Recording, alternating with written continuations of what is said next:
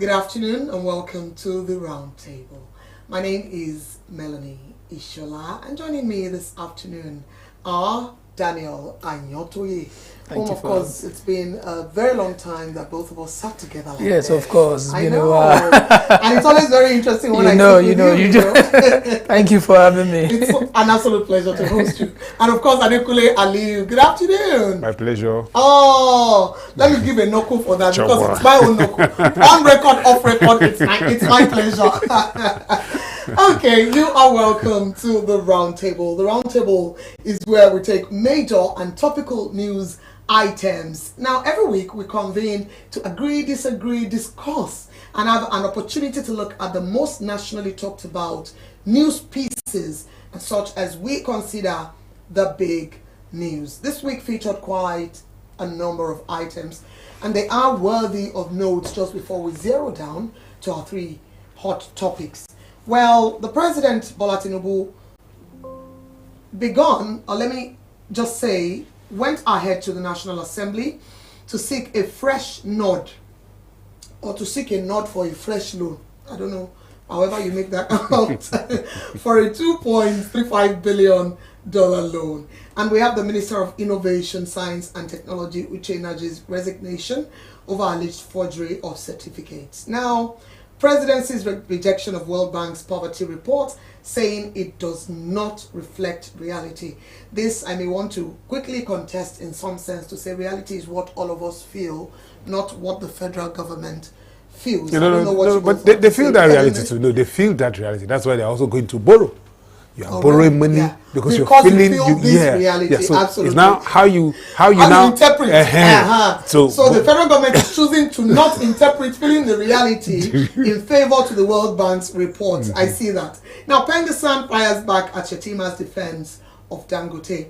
Nigerian police suspend tinted glass permit enforcement. A question you may want to ask in the first place, especially by my colleague who has a tinted glass. A question you may want to ask, why we really needed to be grappling with enforcement of tinted glasses of vehicles. In fact, really, far beyond the fact that you had, of course, I have a tinted glass vehicle, but the reality is that, we are citizens, and when the government make the law, you are forced to abide by it. But of course, I also see myself as a public figure, and I want to, because of the kind of my job, I want to protect who sees me at one particular point in time in the public, and for safety, But the government says I think it's not just. How would we be paying that amount of money? Fact, how would we get the security we want to get? If I pay that money, would that money enable you to see through the tinted glass? The insecurity.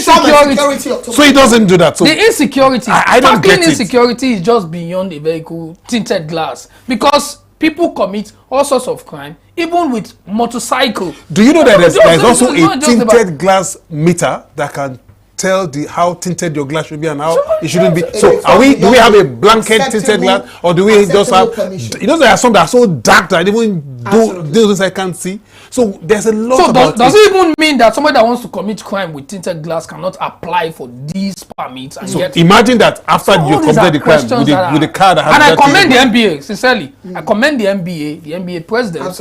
They stood on their ground and even during the visitation. So it's a good one. Thank you, gentlemen. But I may just say that this is a suspension, just to give you both. Yeah, that's what we're saying. Why go with it in the first place? It will be permanent suspension.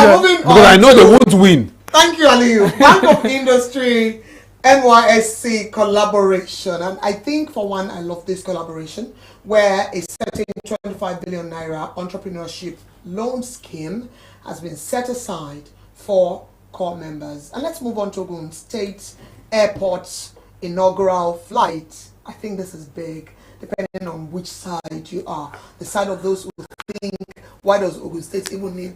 But I believe they said it was an agro. And that was what the approval was at that time. Where I recall that it was supposed to be an agriculture goods produced. Now it's becoming passenger. I'm just asking myself, did they play us a trick or did we play them? Are you from Ogun State? I'm in Ogun State here. Are you from Ogun State? I need to know which side. I just want with it because you are from Ogun State. No. So my editor is from Ogun State. It's a benefit to you, even if we have that skill. We're not against it. We are saying, let's do, if it's for agriculture, let's make sure we begin to bring those produce and export. Because the that the Ogun State government did say that this airport would cater to was actually exciting for a number of us. Like, so, if we did have an agriculture-focused airport, I think this is a whole whopping lot. Do you know what it takes to transport goods from the north to the south here, and how it affects the cost of goods and food, particularly at Mile 12 market? You know, I'm a regular customer. Who can afford it? Who can afford it? Even our exports. Even when we use that internally and externally, so we can encourage. This airport, if it actually did do what we were told it would help. However, as I began to say, I'd like to send this quick memo to my editor, Mr. Lekodita, from Ogun State, to congratulate him. Because, like it or not, this already begun. So, yeah, I don't congratulations, know so congratulations, come on. And finally, in all ramifications, congratulations. To pay our last respect to a man of great honor, Christopher Kolade, regarded as the giant of boardroom, broadcaster, and teacher. He died earlier today, Thursday, aged 93.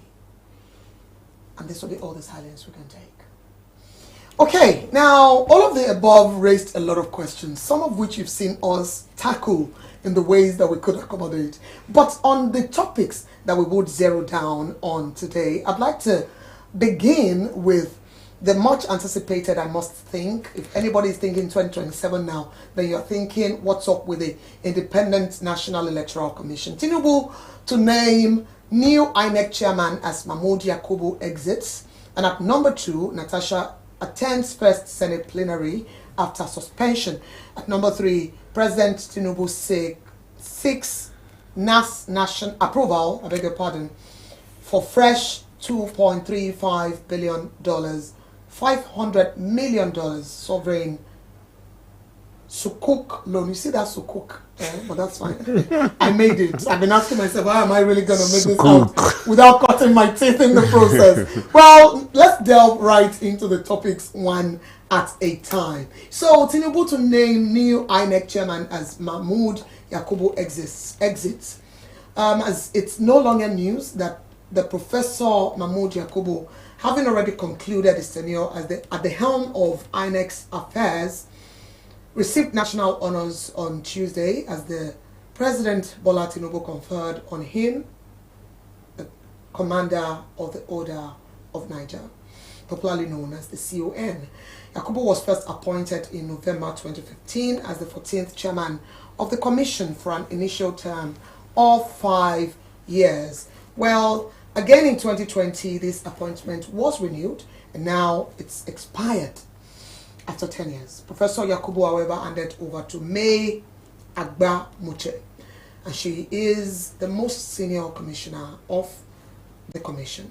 And this handover to her is in acting capacity as the chairman of the commission. So my first question, which I think is somewhat very easy to guess, is let's look at Professor Mahmoud Yakubu first, before we go even into President Tinubu's naming of a new chairman or not. I think 10 years is not a joke, and especially because the destiny of this great nation actually hung on the neck of whoever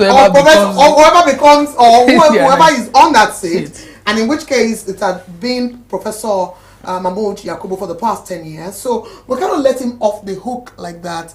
I mean, I think he should be okay with snooping around the internet for news around him, because so much is going to be said, right, in this particular period. But I'm looking at us starting with assessing the entire 10 years. What do you think are the highlights, right, of his administration? What were the big wins that we must continue to remember as his legacy? And because it really does matter that somebody gave 10 years of his life to something. I'll begin with you. Yes, like it or not, the professor has, of course, has served 10 years, and he has given his 10 years to the country. And those, of course, that are the winners within during his tenure will appraise him at this point in time and say, oh, he has done greatly, he has done well. And those that are in the opposition will say, oh, no, he has done.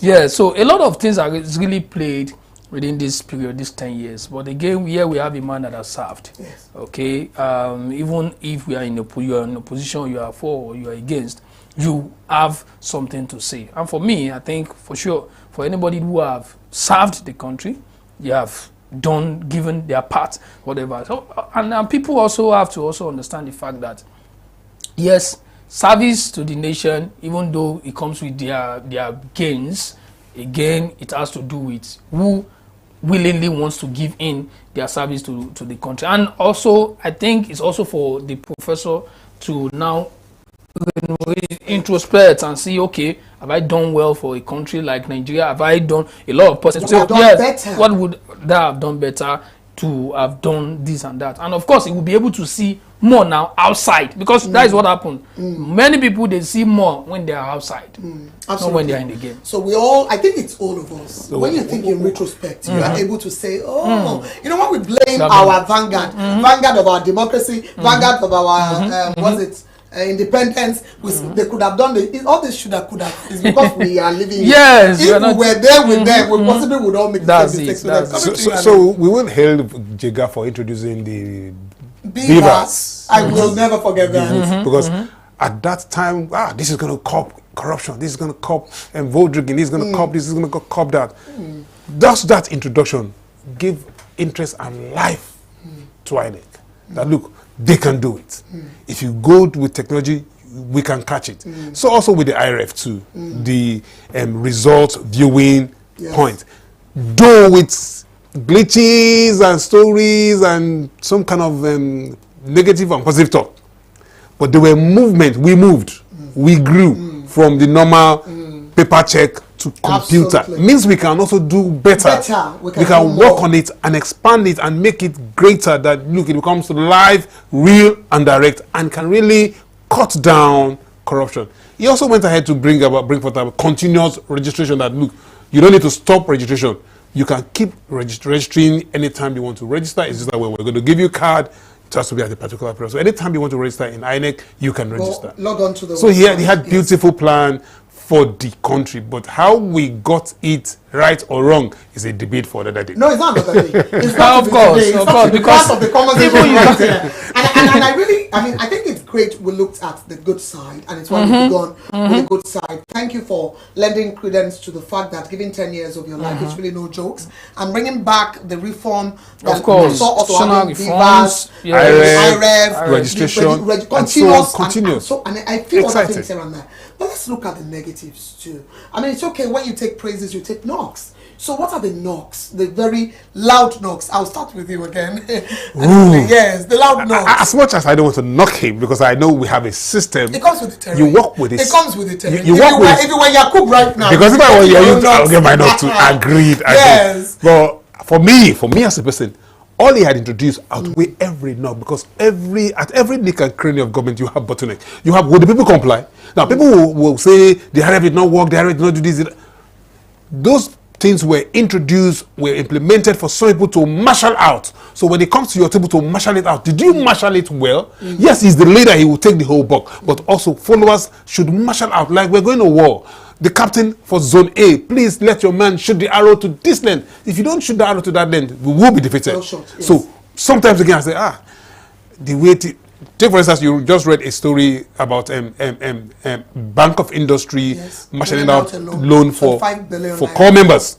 So imagine that money is ready. Now, those who are going to marshal it out, if they don't marshal it out appropriately. It's supposed to be 5 million to one core member who approves, who's approved of his budget.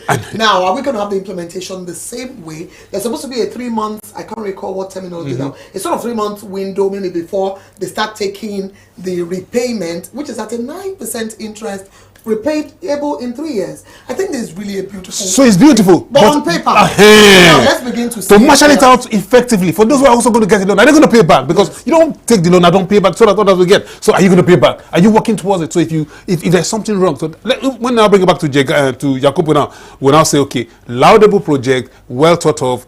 Did we do it right? Thank you. That's it. Even that is what I think that is what the new whosoever is coming up, because the implementation of this policies, and that is where it got a lot of Nigerians angry. You imagine where you had said that we are going to make use of the beavers, we are going to use it to transmit live the results. So now you have that malfunctioning at the day of the election, and now we're told that we can now still do paper transmission. So there's a lot of I think I recall that messing with a lot of people because, quite frankly, one of the biggest wins just before we let this go, because it's important, is that the whole reform that sought to the introduction of beavers actually pushed more youth into electoral involvement, because they had that trust. Yes, it improved the youth trust, you know, in politics, in voting and what's not. But you know, the big question, which seemingly is a big elephant also in this room, is the free and fair election. Let me just say ideology to be safe, right? Ideology. And I'm going to bring this and add, you know, Yakubu, Professor Mahmoud Yakubu in the same sentence to say, let us analyze as we leave the Professor Mahmoud Yakubu conversation to go look for who our successor is, right? To look at free and fair election, because every effort he made was in a bid to answer the question of free and fair election. Would you say that at the end of the day, we did come to a point where we can say that in the 10 years of the, how many elections did he conduct? 2019, 2015, 2019, 2023, the three elections. Did we move? Was it a progressive move towards a more freer, a more fairer election or not? Yes, for me, I think we have made progress, significant progress over the years, especially with the reforms that we have had. And of course, I know for sure that there are also other reforms that are currently ongoing, the process ongoing to have a better election. I think we have made a progress, and in fact, that is why I give it to Yakubu as well, because the reality of this introduction made us to see a kind of work on and make progress. So we are making progress, and of course, I also believe strongly that whosoever is coming on board is not about, Nigerians are not at this present time looking at, oh, where is this person coming from? What we want is credible election, free and fair election. Let the people vote and let their vote count. Let nobody be intimidated in the process of voting. Let us have a free election, and that is what Nigerians want, and that is just a little thing that I think Nigerians want, and it can be done. I don't agree with you that that's little. I do not agree with you that that's little, because if it was little, it would have been achieved even before I was born. If I was born and I got aware that there was something like politics in Nigeria, even through the era of the military regimes of the 90s, I'd always heard of the free and fair election. Nigerians are not asking for their head. What we are asking for is asking for the head. What do you mean? Is it doable or not? Is it doable or not? It's doable. Is it doable or not? Is it doable or not? Gentlemen, whose interest is free and fair election? So you should ask these questions like my political science lecturers at UNILAG would ask the questions. So when you say, because it would at best be an ideal, even the best democracies across the world, and we can debate this much as we can.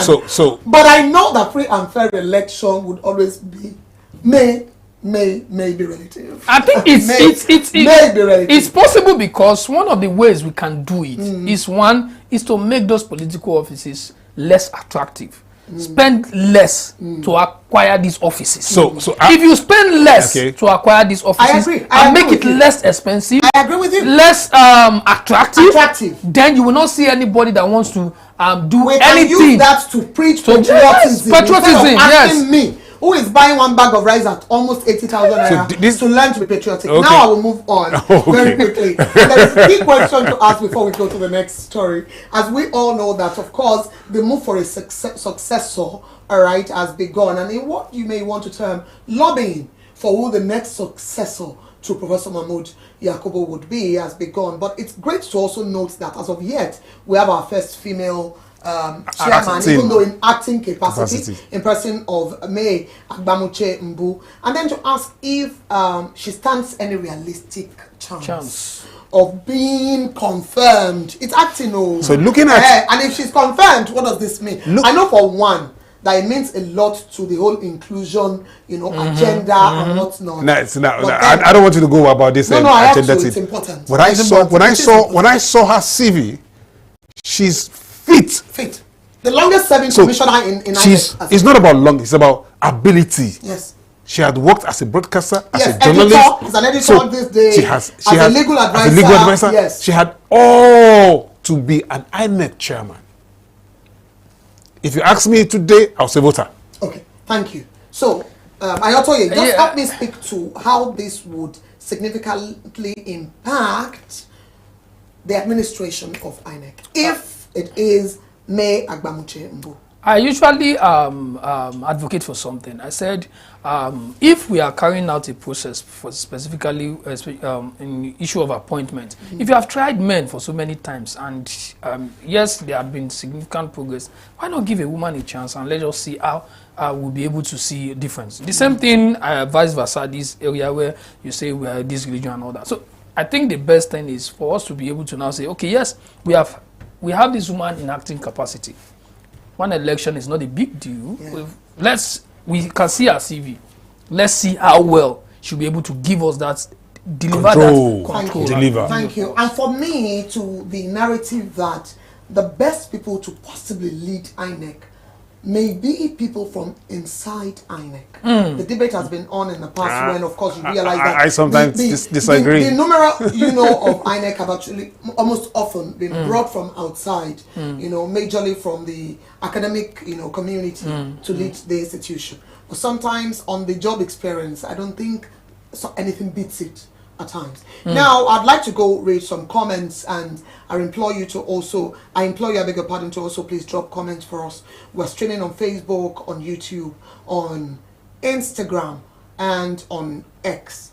Very quickly, somebody here said, is it supposed to pick INEC or INEC chairman is elected? Well, it is actually the prerogative of the president to give us a chairman, for our umpire, which in a sense, you may also want to query to look at how independent is then INEC when don't let's delve into this because of time. I know it's a big discourse, I'm aware. Now, Professor Yakubu Mahmoud, this is coming from Paul Akari. The previous was from God's Plan Jr. And Paul here says, Professor Yakubu Mahmoud, former INEC chairman, has actually done well. Serving Nigeria in the capacity of INEC chairman is not a bobo because Nigerians are insatiable people. I think so. Daniel and Ali are very insatiable.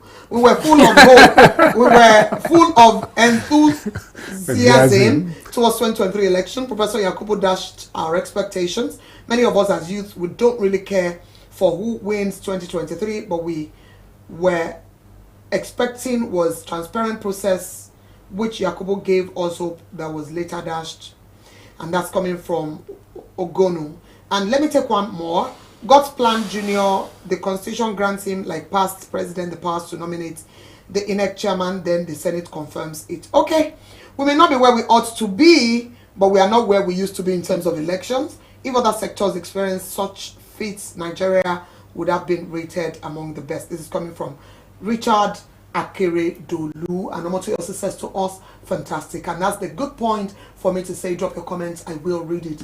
Next topic is Natasha's attendance of a first Senate plenary after suspension. The lawmaker representing Kogi Central, Senator Natasha Akpoti-Uduaghan, on Tuesday returned to her office at the National Assembly. No, it was on the 23rd of September actually that she returned to her office, but she attended plenary, and that was 6 months after she was suspended.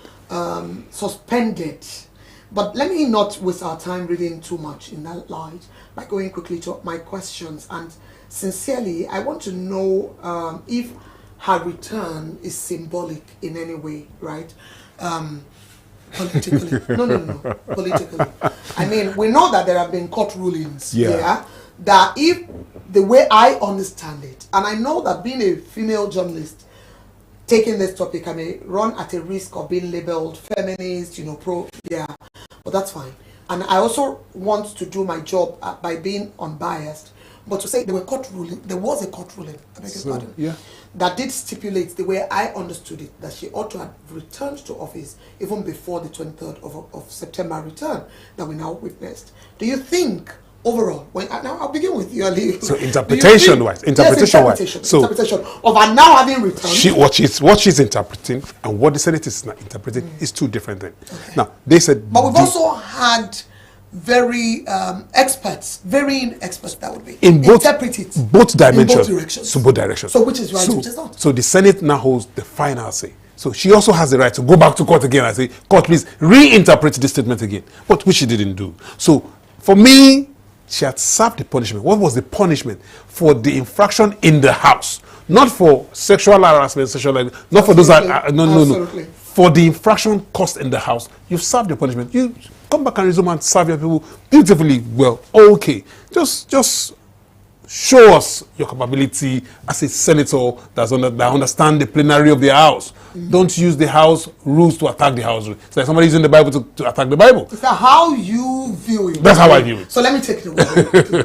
Daniel, so there is definitely a message in here as it relates to internal democracy, the discipline, and the way it is exemplified by the National Assembly. What do you think we can make out of this entire escapade from the start up until now? And it's still going forward. Of course. She's only resumed. Yeah. The cases are going. There's a lot of cases on the floor. Yes. I think, yes, of course, the Senate has the right to suspend whosoever they want to suspend, depending on whosoever the issue is. But we have to also look at what has happened before. Yes. Now, what has really happened in terms of issues of suspending. They have also suspended some senators and all that. But what is the level of the offense that you are suspending here for and what is suspended before? And this will now be the what we used to just put the 6 months, not too much for somebody that is representing our constituency like everyone else. So I think for sure the decision by the Senate is based on the power that the Senate has. They can decide whatever, depending on whosoever they want to suspend, even suspend for 1 year. We also have to understand the fact that internal democracy is also in place. We have to put it in place. There is a need. Then the time of our resumption to the time of, I don't want to put my opinion in there because whoever the court decides will eventually make the end of it. Absolutely. So while we understand that these issues are still being slogged out right in the courts of law, I'd like to ask, and I know that Ali is the right person to ask this question for apparent reasons. So because some have now gone on to describe everything that has happened in the case of Natasha and the suspension, the reinstatement, as a battle of gender and power. Do you agree? Answer as though you are answering me in that locker room conversation in the newsroom. Okay, so you and I had this conversation. I always like, as much as I like the women folks to fight for their battles and I stand by them when they fight, I like you to fight a fight that is rational. That look, I can stand behind and say, yeah, good one, good fight. Not bringing sentiment. She threw in a lot of sentiment into the battle. Which I was scared about. See, in the first place, you broke the house rule. Okay, yes. So, Ndume and others, they've done similar things. Even worse, all they did was simple apologize and they moved on. But you insisted. You went to the UN. You went to media houses outside the country. All because you broke the house rule. All because she said it was a cause and effect. So I agree on the cause and effect. Yes. So we didn't even know about the cause and effect until this issue. So I am now saying, you are mixing these issues up. Okay. This conundrum is not working for me. Okay. I want to stand behind you. I want to defend you. I want to hold on to you, but I will not do it when you're mixing things up because I need to understand what has gone on. So for the house rules that you break, can we settle that one aside? Now for the new accusation and counter-accusation, can we deal with that separate? Don't mix it up. Is even beyond. That is beyond the Senate. Nobody has gagged her. Nobody has stopped her. Nobody has done anything to her. But she had just look, I'm going to do. And let's not forget, she was also told to apologize. Yes, up to now she said she would not. So if she had, let me just say something, please. Let me say something. Also, are coming back again. You could see the way you call the head a dictator. You just watch the man. If the man truly committed those crimes, good put it for washing. But let's go to the court. Go to court. Let's decide it. That's it. Let the court decide it. Thank you, gentlemen. I understand that our reinstatement followed a court order declaring a suspension in the first place. Illegal. Now, also subject to interpretation. Yeah. As Ali would put it. But what does this say about the judiciary's role in the check on the legislative of our government, especially maybe legislative excesses, if we can say. Maybe not just in Natasha issue, other issues where there could be excesses as well. Very briefly, excesses, and that depends on how we actually interpret the case that's at hand. You know, it's normal. The people operating this system, they are also humans. There could be one level of sentiment in one point or the other. I don't know. But the reality is that we must also adjudge whatsoever case that comes. If you win, congratulations. If you lose, congratulations, depending on the case. But what I want to see is that what happens after she resumes.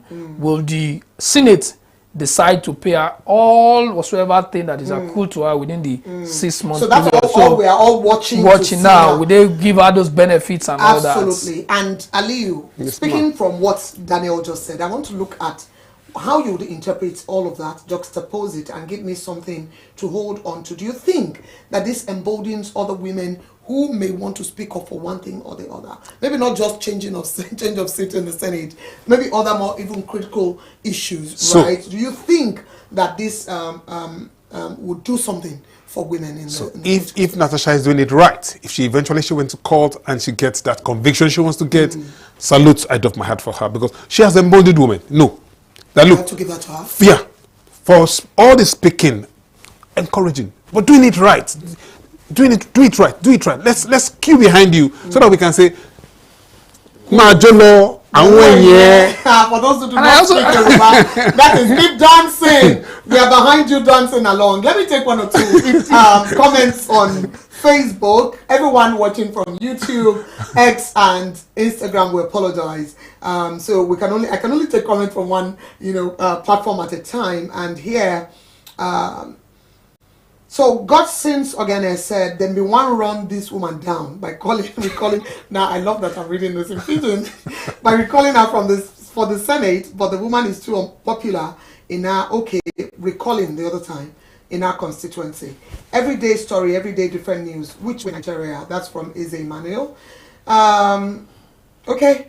Nigerians with, this is long, I'm sorry Kenny, but let's move on to the final topic of the day. And this, as it may interest you and I, it's a matter of our lives.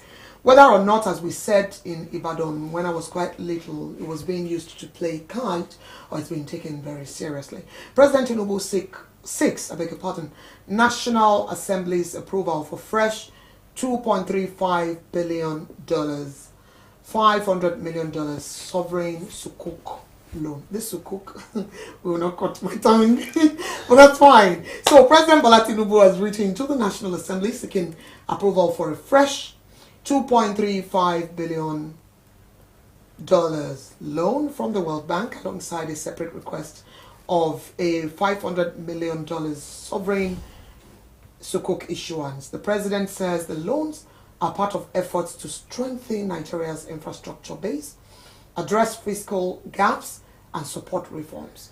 But this request comes amid growing public concerns over Nigeria's rising debt profile and questions around transparency and repayment capacity. Plus, the twin challenges of financing a large budget deficit and managing a complex debt portfolio.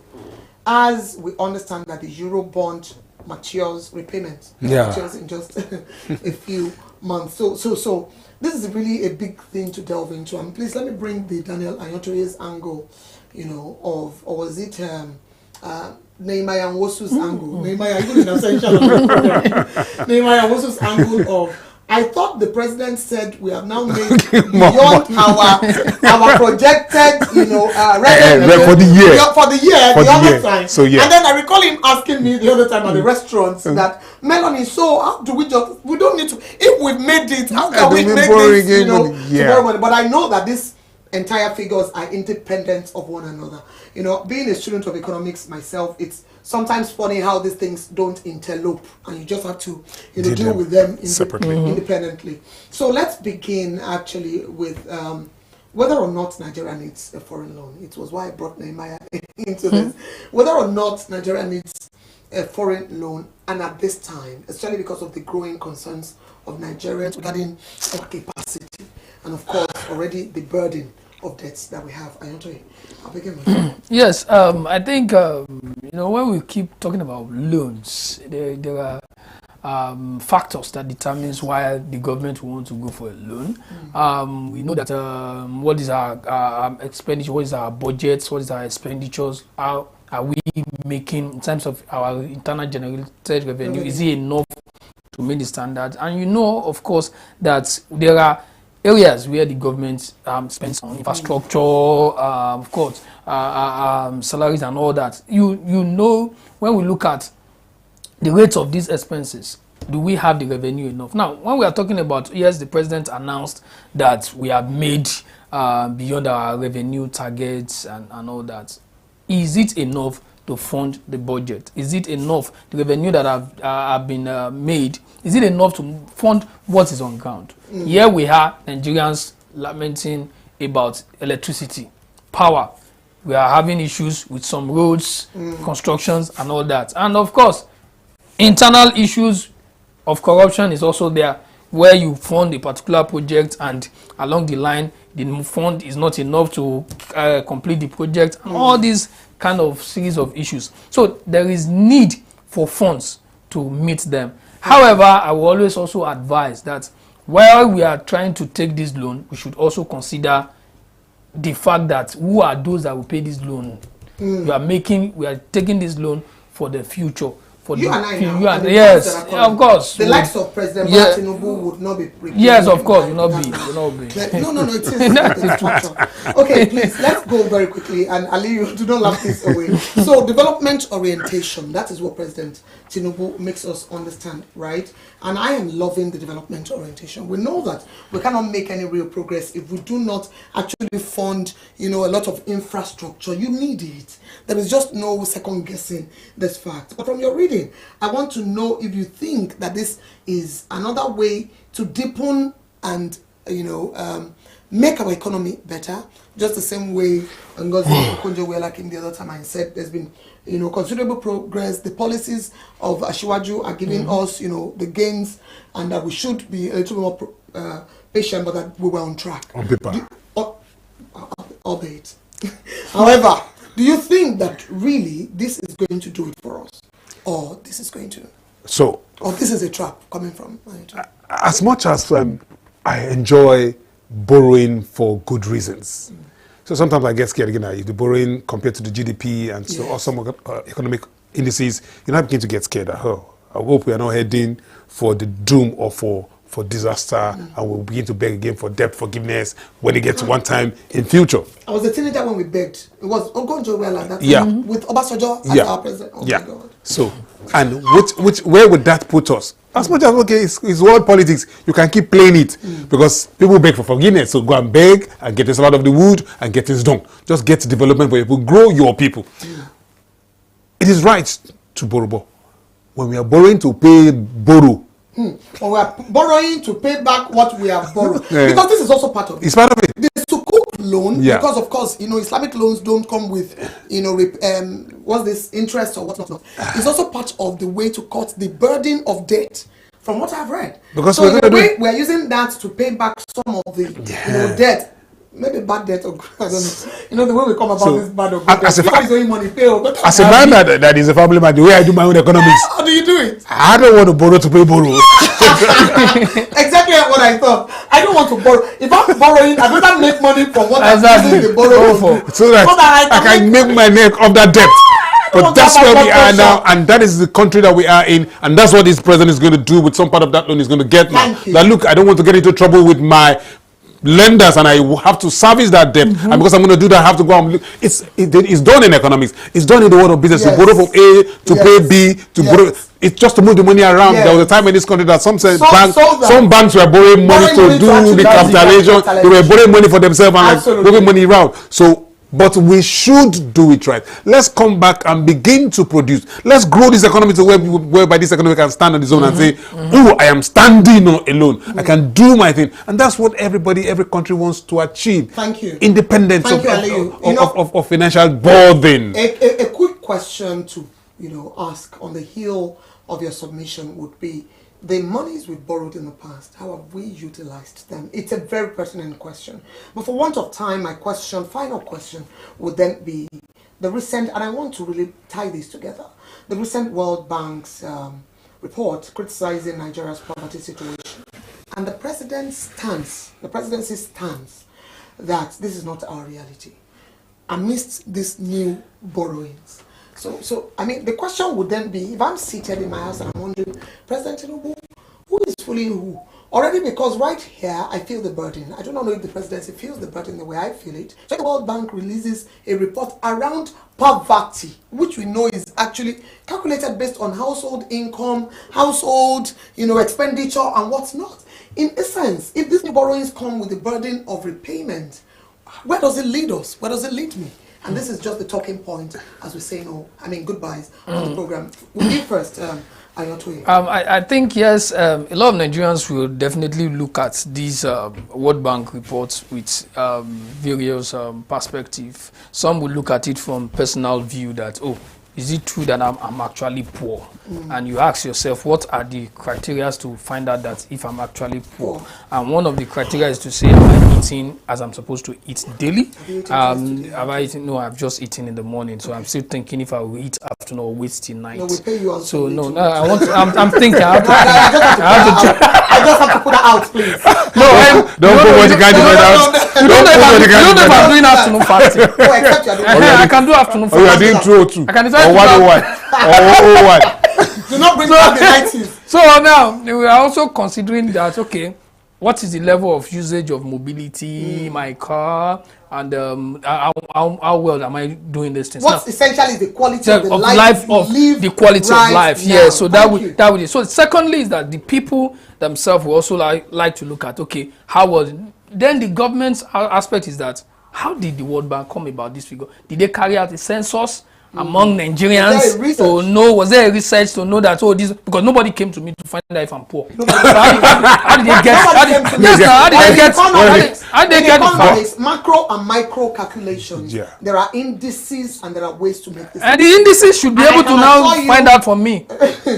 Gentleman, you can pay me. If I still recall my economics of my first degree, I can be able to pull these calculations out for you. I mean, so much to still discuss about our dear nation, Nigeria. But this, of course, will be where we draw the curtains today on the round table. As always, we've been weighing in on national matters as it touches directly on governance, accountability, and public trust. Next week, Thursday, is another amazing time for us to come together, agree as we always do, sometimes disagree, but at least ensure that we make sense of what is happening in our dear nation, Nigeria. My name is Melanie Ishola, and I've been joined today by my distinguished colleagues, Daniel Anyotoye and Adekule. Thank you for having me. Thank you, gentlemen. Thank you for